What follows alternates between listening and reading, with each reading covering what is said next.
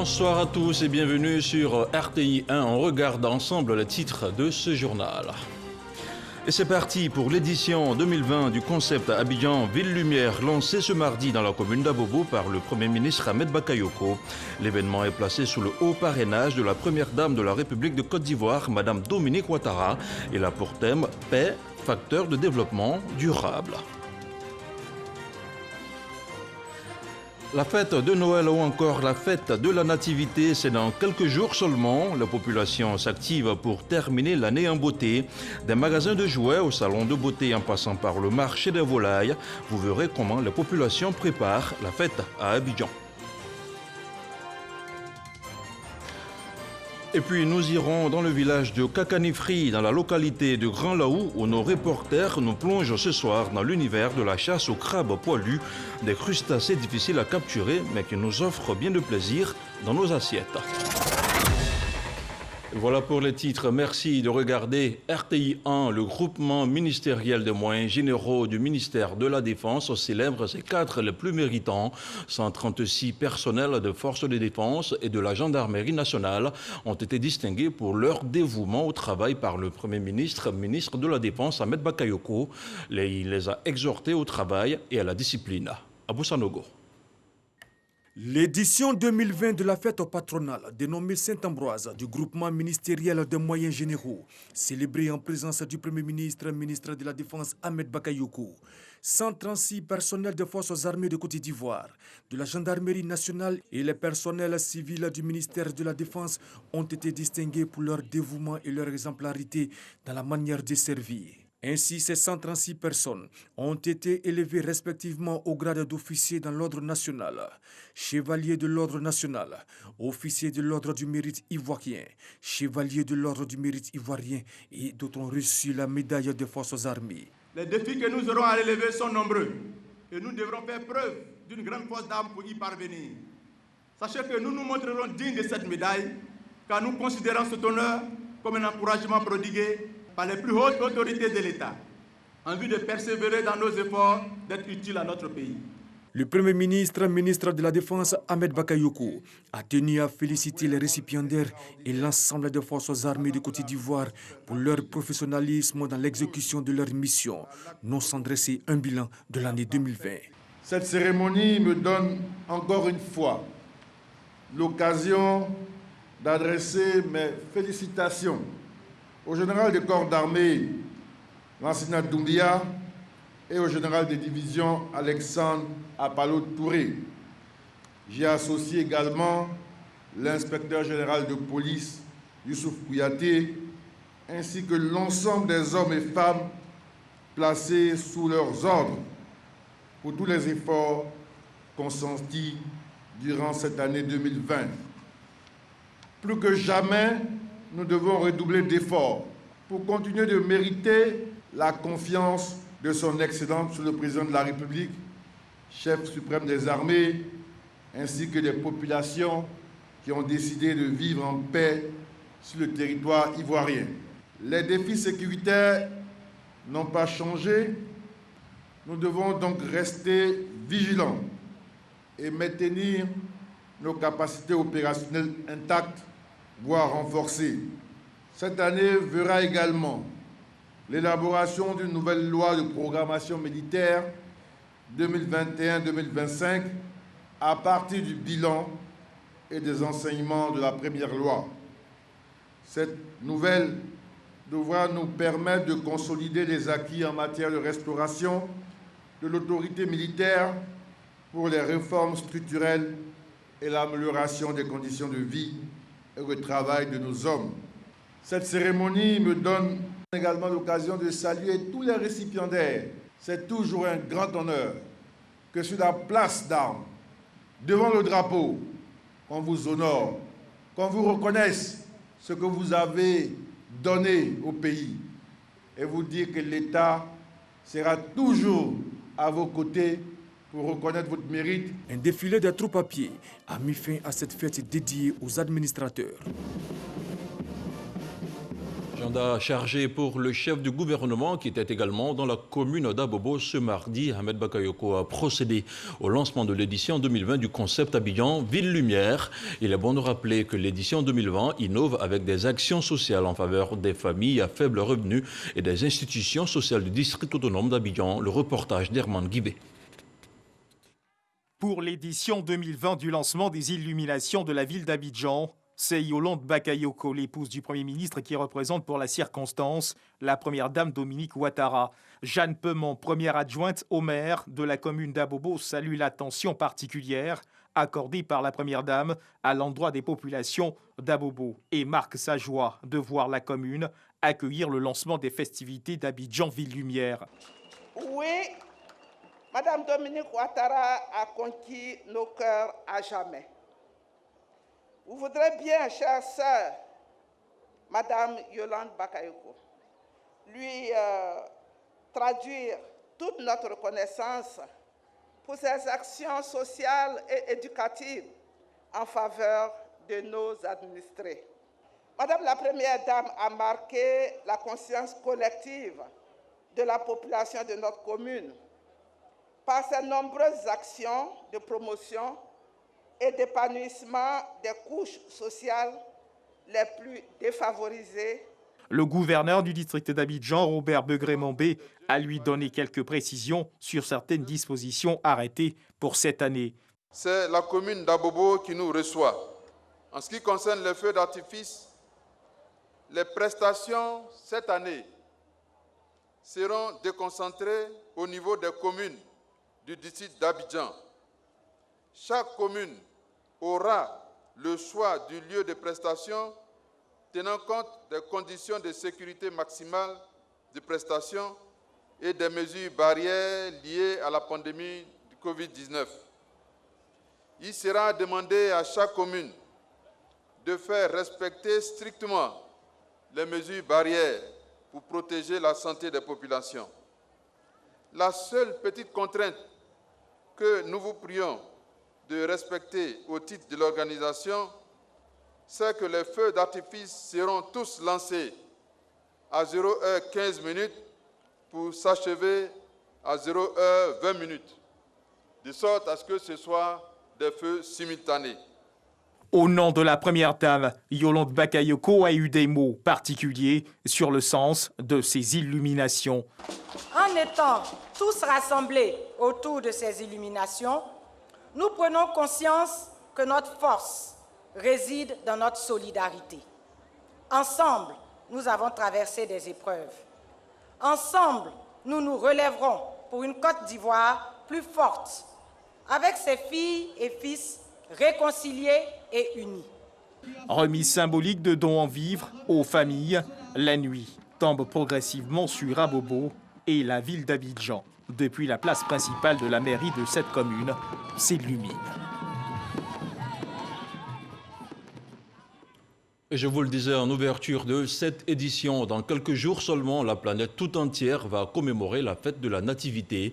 Abidjan, la capitale économique ivoirienne, vit déjà au rythme de cette célébration riche en couleurs. Une occasion pour nos reporters qui ont sillonné la ville pour faire le constat de l'ambiance dans tout le district. Grâce Kando. Koumassi. Dans ce magasin réputé pour la vente de jouets, c'est l'ambiance caractéristique de la période de Noël. Parents et enfants se bousculent entre les rayons. La famille Kamagaté est venue trouver le cadeau idéal. Nous sommes venus avec madame et les enfants chercher les cadeaux pour les enfants. Tu as vu même qu'ils font leur choix, quoi. C'est la Noël, bien que nous soyons musulmans. Bon, voilà. C'est devenu une fête universelle pour tout le monde. Donc on est venu faire un peu les choix pour les satisfaire comme tous les autres enfants. La fête de Noël rime donc avec cadeaux. Des plus grands aux plus petits, tous prennent d'assaut les surfaces dédiées à la vente de jouets. À Adjamé, chaussées et magasins refusent du monde. Je suis venue faire l'achat de mes petits-enfants. Je vais leur réserver des gros cadeaux parce que Noël, c'est la fête des enfants. Donc, ça fait plaisir à nos enfants. J'ai 7 ans. Je veux que maman paye cadeau pour moi, voiture. Et puis, je vais jouer avec mes amis. Je veux une voiture télécommandée. Pour ce responsable de magasin, Des dispositions ont été prises pour le ravitaillement. Depuis le mois d'octobre, les conteneurs ont commencé à venir, ainsi de suite. Voilà. Tous les conteneurs ont commencé à venir. Donc à partir du 15 novembre, comme ça, on a commencé à déjà broyer nos différents magasins, puisqu'on a plusieurs magasins au niveau de la Djamena. Au niveau des clients, ça vient au compte-gouttes. Le mois de novembre, on n'a pas eu assez d'affluence, même début décembre, mais depuis le 15 là, ça commence à reprendre un peu de plus belle. On ne se plaint pas, on arrive quand même à faire de bonnes affaires, à faire au moins le chiffre d'affaires qu'il faut. Choisir des cadeaux, une palette de possibilités est offerte. Si certains préfèrent les premiers choix, d'autres se tournent vers les secondes mains. L'année dernière, j'ai acheté le vélo de mon fils dans les magasins, mais ça n'a pas duré même. Donc, je suis venue acheter les friperies parce que c'est un vrai vélo, mais puis c'est durable. Les friperies, c'est ça qui est durable. Noël, moment également de partage en famille. Des courses sont faites dans ce sens. C'est le cas ici au marché de volailles de Treichville. Pour faire plaisir aux enfants et à toute la famille, je suis venue voir pour acheter quelques poulets pour la fête. Comme j'ai l'un de mes petits-fils qui est né un 25 décembre, donc j'en profite en même temps pour son anniversaire, inviter ses amis, tout autour à la maison pour faire la fête. Je compte prendre 2 poulets. Et on vient d'un premier temps se renseigner d'abord. Voilà, par rapport à ça, ils vont se préparer. On espère bien qu'ils vont venir en tout cas. Pour l'instant, on peut dire que la demande n'est pas trop forte pour le moment. Nous, on est prêt à servir le marché, il n'y a pas de problème. En termes de ravitaillement, on a pu avoir 2000 à 2500 têtes de volailles. Cette faible affluence se fait sentir aussi dans les salons de coiffure visités à quelques jours de la fête de Noël. La majorité des dames préfèrent les perruques. Donc elles viennent comme ça, elles appellent, elles font leur perruque, on finit de faire leur perruque, on confectionne, elles viennent chercher pour partir. Beaucoup de femmes ont perdu leurs cheveux, surtout la déventure des cheveux. Tout est parti, donc elles préfèrent porter les perruques. Là au moins ça protège les cheveux. Donc c'est ce qui fait qu'actuellement, c'est pas trop quoi. C'est pas trop ça. C'est plus les perruques qui marchent actuellement. Parce que les prestations en coiffure, chignon et autres. Je suis venue, on m'a fait une belle perruque, voici. Avec la perruque, c'est sharp, je ne perds pas trop le temps. Donc c'est pourquoi j'aime les perruques. Quand je dois attendre les tresses, il y a du monde, je dois attendre. Ça perd le temps. C'est pourquoi je préfère les perruques. Rien n'est négligé alors pour la fête de Noël.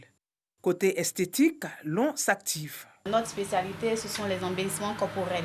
Voilà, tout ce qui va avec le corps, le bien-être et puis l'onglerie aussi. Nous sommes en train de faire un soin de visage éclat à notre cliente. Depuis 2 semaines, il y a de l'affluence. Voilà, ça va, on ne se plaint pas. Par rapport aux autres années, mais ça va quand même, ça va.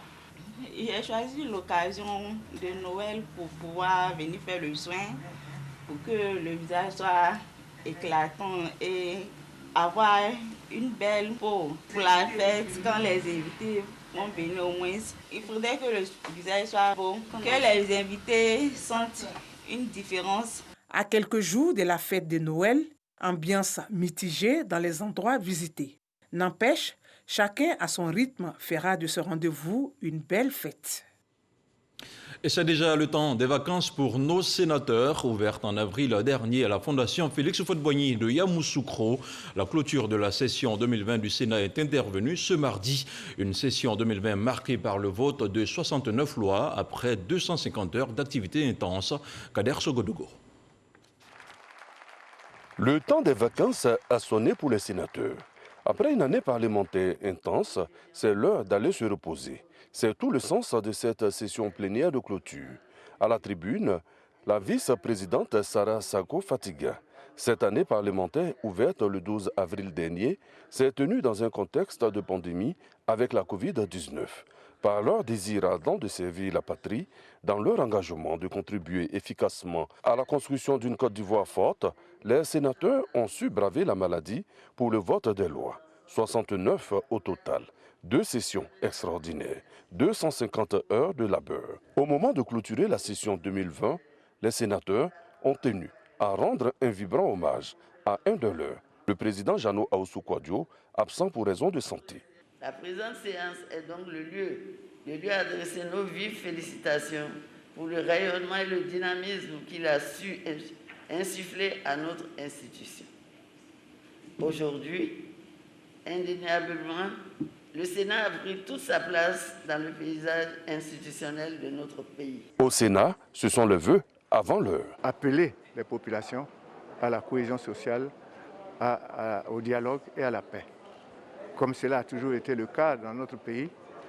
Souhaiter une bonne année pour tous les sénateurs et sénatrices de la République de Côte d'Ivoire.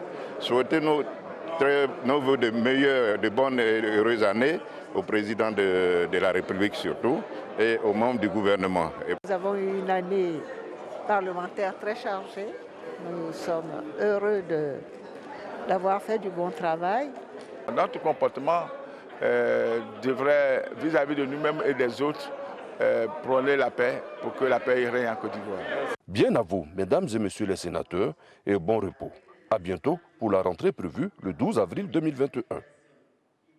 Et du Sénat à l'Assemblée nationale, il n'y a qu'un pas. Le directeur général du Conseil Café Cacao était devant les députés ce mardi. Il s'agissait pour Yves Brahima Koné d'instruire les parlementaires sur le mécanisme de fixation du prix du kilogramme du cacao. D'autres questions liées à l'actualité du cacao, notamment la transformation ou encore la politique de rémunération des planteurs, étaient au cœur des échanges. On regarde le reportage de Jean-Luc Bangbo. Séparer le bon grain de l'ivraie dans le flot d'informations nationales et internationales consacré à la filière cacao. Telle était la mission de Yves Brahima Koné, directeur général du Conseil Café Cacao, devant les députés ce jour à la faveur de cette session d'information. Nous sommes venus donc devant la représentation nationale pour donner l'éclairage nécessaire, de manière à ce que la vérité soit connue et que les députés soient bien informés du travail que nous faisons. Ce sont les députés qui représentent le peuple. Et nous sommes conscients que quand ils vont sur le terrain, il y a des questions qui seront posées. Mécanisme de fixation du prix du cacao, mais aussi la politique de rémunération des paysans à travers le différentiel de revenus décents, des sujets qui ont été expliqués en détail aux députés. Le différentiel du revenu décent, qui est de $400 par tonne, c'est un élément qui permet de corriger l'injustice qui est faite aux planteurs par le marché. Les députés n'ont pas fait mystère de leur soif de savoir sur le cacao. Au terme de 2 heures d'échange, ils se sont dit satisfaits des éclairages apportés par le régulateur de la filière. Le directeur général a répondu sans faux fuyant aux préoccupations des députés. Les députés sont désormais armés sur la fixation et le mécanisme de fixation des prix pour le cacao. Le Ghana et la Côte d'Ivoire pèsent 2/3 du cacao mondial. Ils se sont engagés à influencer les prix de l'or brun en vue d'une meilleure rémunération pour les producteurs. Pour la campagne 2020-2021, le prix du kilogramme a été fixé à 1000 francs CFA en Côte d'Ivoire, soit une augmentation de plus de 20%. La Côte d'Ivoire dirige pour 1 an l'ICCO, l'Organisation internationale du cacao. Le représentant spécial de notre pays auprès de l'instance était devant la presse. L'ambassadeur Ali Touré a présenté les missions de l'ICCO. Il s'est également prononcé sur la durabilité économique et environnementale de la chaîne de valeur du cacao. Le président de l'ICCO a aussi présenté les priorités de sa gouvernance. Mamadou Kouassi. La Côte d'Ivoire, premier producteur mondial du cacao, à l'honneur au sein de l'Organisation internationale du cacao, ICCO. Depuis septembre 2020, c'est l'Ivoirien Ali Touré qui préside cette organisation mondiale. Et pour sa première sortie depuis son élection à la tête de cette institution, Ali Touré a choisi Abidjan, siège de l'ICCO. Le nouveau président et le directeur exécutif ont échangé avec les journalistes. Ali Touré a saisi l'occasion pour présenter son plan de gouvernance. Plusieurs sujets ont été abordés au cours de cet échange, notamment les missions de l'ICCO et le revenu des producteurs. Un axe sur lequel Ali Touré veut mettre un accent particulier lors de sa gouvernance. C'est la première fois dans l'ICCO que le revenu du producteur devient un objectif principal dans un plan d'action stratégique. Et je compte exercer ma présidence sur ce point précis. Et il est important que nous puissions nous pencher sur le revenu du producteur si nous voulons avoir une économie cacaoyère durable. 100 milliards et 6%, ce n'est plus tenable. Les discussions avancent bien. J'ai même participé encore à une plateforme hier. Et je peux vous dire que la sensibilisation se poursuit. Et je pense que tout le monde a compris la nécessité. Abordant la fixation du prix du cacao, les conférenciers ont indiqué que l'Organisation internationale du cacao n'intervient nullement dans cette démarche. Il appartient aux structures techniques des États membres, en collaboration avec leurs gouvernants, de fixer les prix en fonction du prix international. L'ICCO ne rentre pas dans la fixation des prix. Nous ne sommes ni affiliés à la bourse de Londres, ni affiliés à la bourse de New York. Nous sommes une plateforme de discussion. Créée en 1973, l'ICCO, Organisation internationale du cacao, avec ses 51 pays membres, vise à promouvoir et à soutenir la durabilité économique, sociale et environnementale de la chaîne de valeur du cacao. Au carrefour du terroir ou encore la foire d'exposition de produits agricoles transformés par des acteurs locaux a été lancée hier lundi par le ministre de l'Agriculture et du Développement durable. La vitrine se veut le cadre idéal pour faire connaître tous les transformateurs et elle se présente également comme une lucarne d'encouragement dans la politique de transformation de l'agriculture ivoirienne. Le film du lancement avec Jean-Luc Bangbo. Cœur de tamarin ou de cacao, champignons séchés, cacahuètes de cajou. L'esplanade de la Sorbonne au plateau servira pendant une semaine à l'exposition des produits agricoles transformés par les acteurs locaux. On a plusieurs types de liqueurs. Alors les liqueurs faites à partir du bissap. On a aussi des liqueurs à partir d'eau de vie de cacao, de fèves de cacao, aussi bien le tamarin. L'agrothérapie nous propose des produits naturels à base de café et cacao de Côte d'Ivoire. Ces produits ont été piégés positivement dans le but de donner les moyens à nos systèmes de défense de lutter contre tout dysfonctionnement. Baptisée au carrefour du terroir, cette foire est en même temps la vitrine des produits agroalimentaires locaux, mais également une opportunité pour les petits transformateurs de nouer des relations d'affaires. C'est augmenter notre chiffre d'affaires parce qu'en participant à une telle foire, il y a des personnes qui vont nous connaître et qui vont commencer à en commander. Je pense qu'à la faveur de la Covid, ces transformateurs ont assez souffert. Et donc aujourd'hui, c'est un espace pour leur permettre de vendre leurs produits, de faire connaître, mais surtout de répondre effectivement à l'objectif du PNIA qui est de transformer structurellement notre économie. Le ministre Kobena Kwasi Adjoumani a salué cette initiative qui rentre dans le cadre de la politique de transformation de l'agriculture ivoirienne telle que voulue par le gouvernement. Avec ce qu'il nous est donné de voir, nous pouvons dire que la Côte d'Ivoire est en train de s'ouvrir à l'industrialisation, même si ce sont des petites transformations qui sont faites, mais déjà c'est un grand départ. Au carrefour du terroir, qui est à sa première édition, est organisé par la boutique paysanne et l'Institut européen de coopération et de développement. À présent, immersion dans l'univers de la chasse au crabe poilu dans la région de Grand Laou. Ce crustacé difficile à débusquer a fait l'objet de curiosité de notre équipe de reportage qui a bien voulu en savoir davantage sur la façon dont il se retrouve au fond de nos assiettes. De retour de Kakanifri, voici le reportage de Samuel Dangui. Village de Brafédon, dans le département du Grand Laou, au sud-ouest de la Côte d'Ivoire. En route pour une plongée dans l'univers de la chasse au crabe poilu, nous embarquons pour un petit village du nom de Kakanifri, la capitale des crabes poilus. Le moteur de 15 chevaux nous propulse au large de la lagune Tagba en direction de Toukouzou aux Alem et change notre regard sur la cité des trois eaux.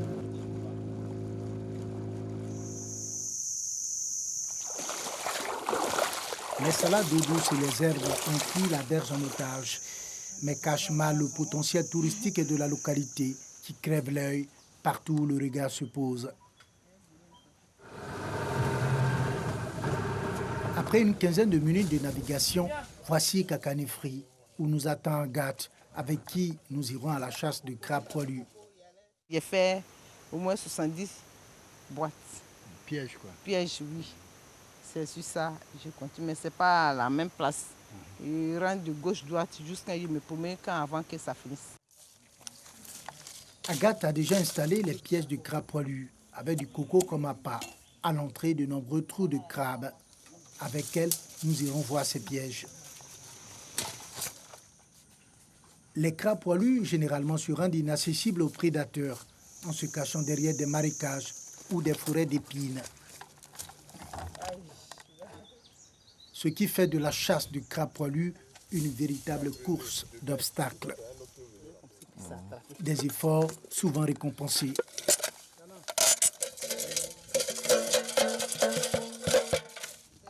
Malgré les difficultés, Agathe adopte une attitude durable en jetant les petits crabes à l'intérieur de son piège. C'est petit, c'est trop petit. Le crabe là, il est trop petit. C'est trop petit. Donc on le laisse quelques 2 semaines après ou bien 1 mois après, ça grandit et puis on les attrape. En pleine forêt de ronces, nous rencontrons Elisabeth et son fils. Comme nous, ils sont également à la chasse de crabes poilus. On souffre.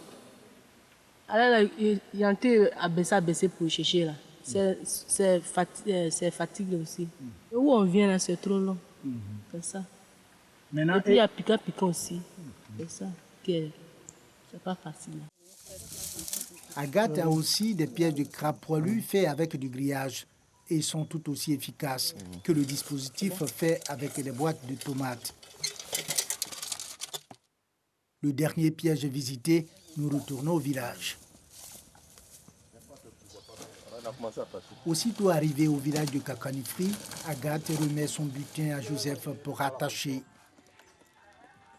Une autre étape avant la commercialisation est tout aussi difficile. Quand il t'attrape comme ça, quand tu tires, il peut te déchirer. Mais quand il t'attrape, ça aussi, il peut te mordre. Mais ça, c'est quand il prend un petit peu de trapper là, il te fait mal pour dépasser ça là.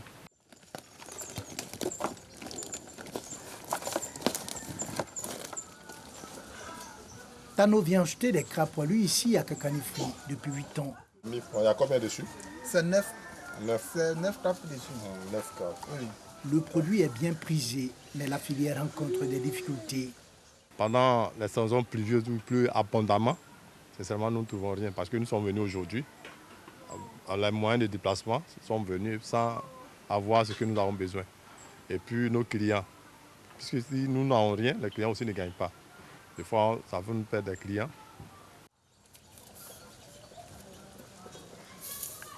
Il faut sauver la filière du crabe poilu, selon Tano. Les gens demandent beaucoup. Beaucoup parce que normalement, nous autres, le monde n'a pas encore les contacts vrais avec peut-être les grands restaurants, mais avec la population, surtout de Beaunois, parce que c'est eux qui en mangent beaucoup. Donc, ça peut nourrir son homme s'il y a une bonne clientèle. Avec la déforestation, les crabes poilus se font de plus en plus rares. Cela augmente le risque de voir les chasseurs de crabes poilus s'introduire dans le parc national d'Azagny, juste à côté.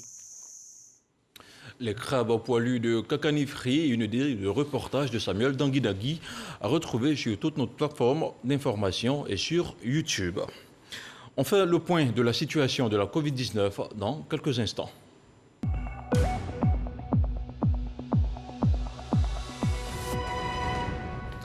Le ministère de la Santé et de l'Hygiène publique a enregistré ce jour, mardi 22 décembre 2020, 10 nouveaux cas de Covid-19 sur 841 échantillons prélevés, soit 1,2% de cas positifs, 19 guéris et 0 décès.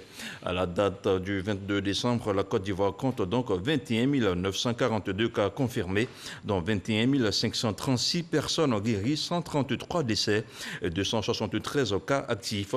Le nombre total d'échantillons est de 246 969. Covid-19 toujours, les points sanitaires et sécuritaires bi-hebdomadaires ont été donnés ce mardi après-midi au siège du CICG. Au niveau sécuritaire, plusieurs établissements ont été contrôlés. En cette période de fête de fin d'année, les autorités continuent d'interpeller les populations à la prudence. Les détails du point avec Franck Kouadio. 433 nouveaux cas de Covid-19 sur 18 720 prélèvements et 369 nouvelles guérisons, portant le nombre de personnes guéries à 21 478. Ce sont les données cumulées de la quinzaine du 7 au 20 décembre 2020 relatives aux points sanitaires de la Covid-19. Le nombre de nouveaux cas de Covid-19 diagnostiqués a augmenté de 20,78%, soit une hausse de 86 cas par rapport à la quinzaine passée. C'était en dessous de 1%. L'évolution de la pandémie dans notre pays montre que celle-ci est sous contrôle malgré la relative augmentation des cas. Par ailleurs, près de 99% des personnes diagnostiquées Covid-19 positives sont déclarées guéries. Cependant, ces performances ne veulent pas nous faire baisser la garde. Le volet sécuritaire, 431 établissements ont été visités. S'il y a des points de satisfaction dans les restaurants et bars de la commune du Plateau, force est de constater une réalité différente dans les maquis visités. Occasion pour le porte-parole de la police et le commissaire principal Bleu Charlemagne de sensibiliser, surtout que nous sommes en période de fin d'année. Tout en rappelant la mesure réglementaire d'interdiction de l'usage des pétards et autres substances explosives, recommandée à tous et à chacun. Invitons à cet effet tous les chefs des unités opérationnelles à veiller au strict respect des mesures susvisées, tant dans le transport public ou privé que dans les surfaces commerciales, les marchés. Rappelons qu'au total, 21 918 cas ont été diagnostiqués sur 24 495 prélèvements testés. Ce journal est terminé. Merci de l'avoir suivi. N'oubliez surtout pas d'adopter les gestes barrières afin de rester en bonne santé pour terminer l'année en beauté. Bonsoir.